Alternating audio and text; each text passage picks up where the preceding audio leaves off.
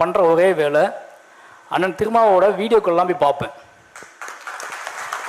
என்ன அப்படின்னா, அந்த வீடியோக்குள்ள எங்கிட்ட இருக்க ஆத்திரத்தை விட அதிகமான ஒரு ஆத்திரம் இருக்கும், அதிகமான ஒரு ஆவேசம் இருக்கும், அதிகமான ஒரு என்ன சொல்கிறது ஒரு பாய்ச்சல் இருக்கும்.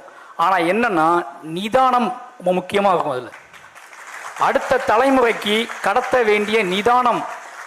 நீ எவ்வளவு ஆத்திரப்பட்டிருந்தாலும் சரி, உன் வரலாற்றின் வழியை வெளிப்படுத்துவதற்காக நீ எவ்வளவு ஆத்திரத்தோடு போர் புரிஞ்சாலும் சரி, எவ்வளவு பாய்ச்சலோடு எதிரிகளோடு சமர் புரிஞ்சாலும் சரி, தான் இதன் மூலமாக அடுத்த சந்ததியினருக்கு கடத்த வேண்டிய நிதானத்தையும் ஜனநாயகத்தையும் அதை மைண்டில் வச்சு தான் அவரோட பேச்சு இருக்கும்.